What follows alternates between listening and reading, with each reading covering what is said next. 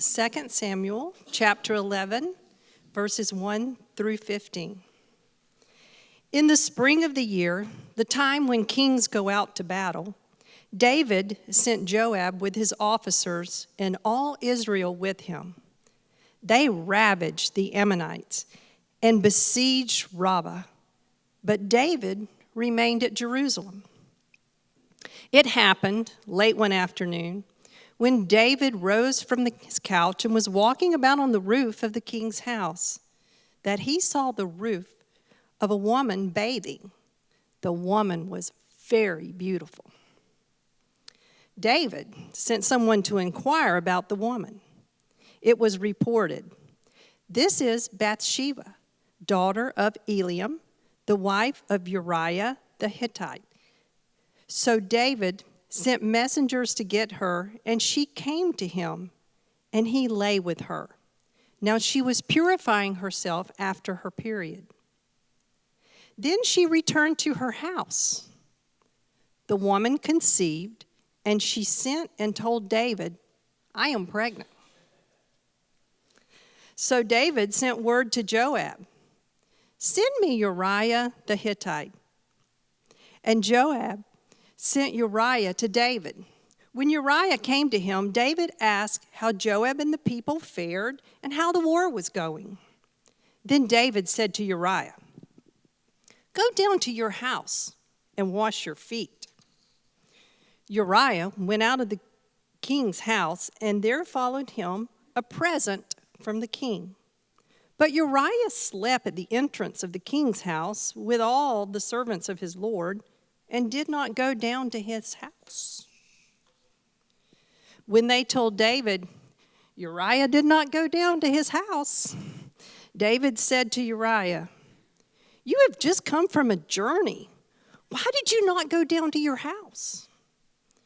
Uriah said to David, "The ark and Israel and Judah remain in booths, and my lord Joab and the servants of my lord are camping in the open field. Shall I then go to my house to eat and to drink and to lie with my wife? As you live and as your soul lives, I will not do such a thing." Then David said to Uriah, "Remain here today also, and tomorrow I'll send you back." So Uriah remained in Jerusalem that day. On the next day, David invited him to eat and drink in his presence and made him drunk. And in the evening, he went out to lie on his couch with the servants of his lord. But he did not go down to his house. In the morning, David wrote a letter to Joab and sent it by the hand of Uriah. In the letter, he wrote, "Set Uriah in the forefront of the hardest fighting, and then draw back from him, so that he may be struck down and die." This is the word of the Lord. Our New Testament lesson this morning comes from the Gospel of John, chapter 6, verses 1 through 21. After this, Jesus went to the other side of the Sea of Galilee, also called the Sea of Tiberias. A large crowd kept following him because they saw the signs that he was doing for the sick. Jesus went up the mountain and sat down there with his disciples. Now the Passover, the festival of the Jews, was near. When he was looking up and saw a large crowd coming toward him, Jesus said to Philip, "Where are we to buy bread for these people to eat?" He said this to test him, for he himself knew what he was going to do. Philip answered him, 6 months' wages would not buy enough bread for each one of them to get a little. One of his disciples, Andrew, Simon Peter's brother, said to him, "There's a boy here who has 5 barley loaves and 2 fish. But what are they among so many people?" Jesus said, "Make the people sit down." Now there was a great deal of grass in the place, so they sat down, about 5,000 in all. Then Jesus took the loaves, and when he had given thanks, he distributed them to those who were seated. So also the fish, as much as they wanted. When they were satisfied, he told his disciples, "Gather up the fragments left over so that nothing may be lost." So they gathered them up from the fragments of the 5 barley loaves left by those who had eaten. They filled 12 baskets. When the people saw the sign that he had done, they began to say, "This is indeed the prophet who has come into the world." When Jesus realized they were about to come and take him by force to make him king, he withdrew again to the mountain by himself. When evening came, his disciples went down to the sea, got into a boat, and started to cross the sea to Capernaum. It was now dark, and Jesus had not yet come to them. The sea became rough because a strong wind was blowing. When they had rowed about 3 or 4 miles, they saw Jesus walking on the sea and coming near the boat, and they were terrified. But he said to them, "It is I. Do not be afraid." And they wanted to take him into the boat. And immediately the boat reached the land toward which they were going. The word of the Lord. Now, as I was looking at the lectionary this week, I had the Old Testament lesson of David and his infidelity, or I had the New Testament lesson of feeding the 5,000. I said, well, let's get ready to eat. Did you ever have to share something when you were a child? Maybe you had a brother or sisters and you had to share something. No. Now, suppose your mother came home from the grocery store and she brought your favorite candy bar. Your all-time favorite. And this was a special thing because this did not happen very often. And she gave you that candy bar. Oh, and you're so excited. And you tear it open. And you're about to take a bite. And then your mother says, "Oh, wait. You got to share it with your brother or your sister." Wow, she didn't say how much. She just said I had to share it.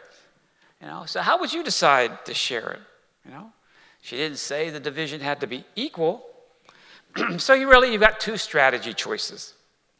The first is you could do your best to break the candy bar into 2 even halves and give one of them to your brother or sister. The other choice would just be to break off a little piece of it, maybe 10%, and give them that. And why wouldn't they accept it? Because after all, 10% is better than 0%. Seems fair after all. It's your favorite kind of candy. So let's say you decide for option number 2. And just before you break off that little corner, your mother says, "Oh yeah, one other thing. After you divide that candy bar, your brother gets to decide which one he's going to take." Would that alter your strategy choice? You might take out a ruler, a protractor, a razor, try to make that as precise a cut as you possibly could. Because now it's not just what's best for you, because what's best for you is what's also best for your brother or sister. Why might it take a rule imposed by your mother to divide that candy bar so evenly? Sharing is hard, isn't it? Some of us aren't good at sharing. Just take a look at what happened to toilet paper last year. What is it about sharing that we find so difficult? That is a part of what our lesson is about today in the gospel. Jesus is on a grassy plain near a town called Bethsaida Julius. There's a large crowd of people who have been following him everywhere he goes. Capernaum is now on the other side of the Sea of Galilee, which I tell you every week is actually just a big lake. And as I pointed out last week, it was about 4 miles across the lake at that point, but about 10 miles if you went on foot around the tip of the lake. So Jesus had taken the apostles across the lake in order to find some rest and some solitude, but this enthusiastic crowd had walked around the lake faster than the boats could sail across, And when Jesus and his men stepped foot out of the boat, they stepped directly into this large crowd that they've been trying to get away from. Now, the area there was close to where the River Jordan entered into the lake, so there was a grassy plain there. And when the crowds arrived, they were probably tired from that long 10-mile hike. And as the evening began to set, they're most likely beginning to get hungry as well. Now, we're told in the passage that the Passover feast was going to happen soon. So what that means is the crowds may have been even larger because it could have picked up some of the folks who were traveling to Jerusalem for the Passover. So seeing this large group of people that is tired and hungry, Jesus turns to Philip and says, where are we going to get the food to feed all these people? Now, Philip was the right guy to ask because he was from Bethsaida and he knew the area well. And his answer was one of despair. He told Jesus, it can't be done. There is absolutely nowhere to get enough food to feed 5,000 people. And some translations say 5,000 men, implying that there is even more than 5,000 because it's not counting women and children. But either way, there was a whole mess of people there that were hungry. And Philip says a half year's wages wouldn't be enough to feed all these people, even if there was a Buc-ee's close by where they could get some food. But there wasn't. Then Andrew comes up. He steps into the discussion. He says he's found a young boy who has 5 barley loaves of bread and 2 little fishes. The boy had probably brought them as his picnic lunch. And Andrew brought the boy to see Jesus. That's how Andrew was. Andrew always brought people to go see Jesus. The boy didn't have much to offer, just some barley loaves. And that was considered the cheapest of all breads and considered an inferior food for many because it was the food of the poor. But that's all he had to share. That and a couple little fishes, probably about the size of sardines. The Sea of Galilee had a lot of small fish like that in it. In those days, fresh fish was quite a luxury because there was no way to transport the fish over long distances, so most were pickled and stored. Well, Jesus tells the disciples to have the people sit in the grassy field, and he took the loaves and the fish, and he gave thanks, and he broke them. And when he did that, he was acting as a father for that group, because it was the man of the house who would give the blessing over the meal. And we're told that the people ate and were filled. The disciples gathered up the fragments that were left over, and that was a common practice at Jewish feasts because the leftovers were used to feed the servants who had served them the meal. And when the remnants were taken up, how much was left over? 12 baskets full. Probably 1 basket for each apostle. And probably each apostle was traveling with their own basket. It would have been quite common to travel with a basket back then. It's where you would carry your food and how you could keep it clean so you could observe the Jewish rules. It's sort of the equivalent of having a lunchbox. So just what happened on that grassy plain? How are all those people fed and filled? Few possible explanations. One is simply that Jesus performed a miracle and multiplied the loaves and the fishes. And that's certainly possible.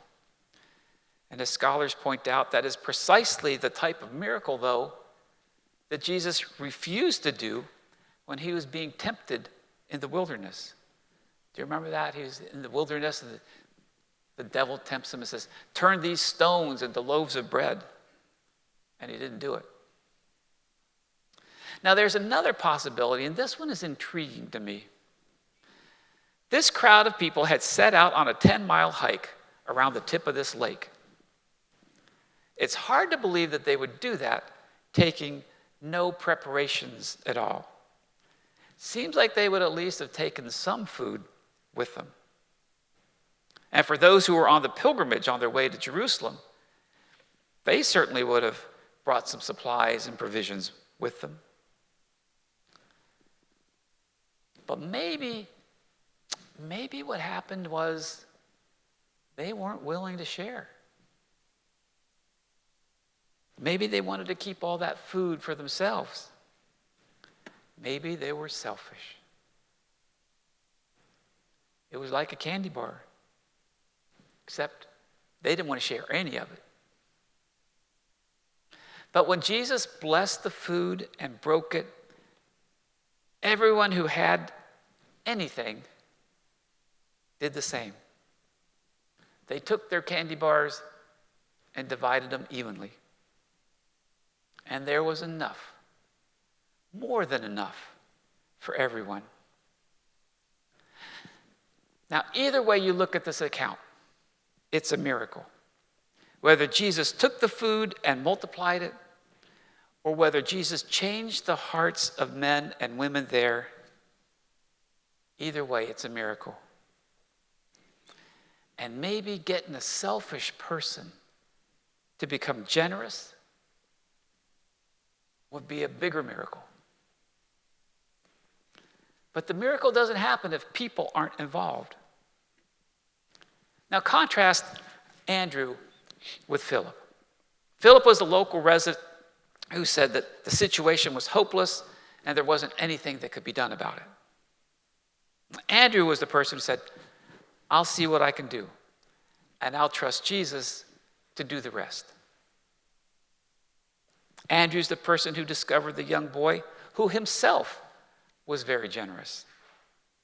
What if that boy had been stingy and withheld the loaves and fish that day? But what can Jesus do if we are not? Who knows what will become of a child if we bring them up in the love of God? If we bring a child to Christ, who knows what that child may grow up and do someday for God and his church? There's an old tale of a German school teacher who would enter his classroom in the morning and he would take off his hat and he would ceremoniously bow to his students. When another one of the teachers at the school asked him, "Why do you do that?" he replied, "You never know what one of these boys may someday become." And he was right, for one of his students was Martin Luther, the founder of the Protestant Reformation. Now, Andrew, he didn't know what was going to happen when he brought that child to Jesus. But he was providing the material needed for a miracle. We never know what possibilities are being realized when we bring someone to Jesus. Jesus takes what we bring and produces miracles. If we offer ourselves to Jesus as his servant, there is no telling what he can do through us and with us. We may be embarrassed, wishing that we could have brought more. But there is no reason for failing to bring what we have. Little is always much when it's in the hands of Jesus. So, your life, it's like a candy bar. You can keep it all to yourself, or you can share it. And if you share it, how much are you willing to share? But if you're willing to share, we can trust Jesus with the rest. In the name of the Father, and the Son, and the Holy Spirit. Amen.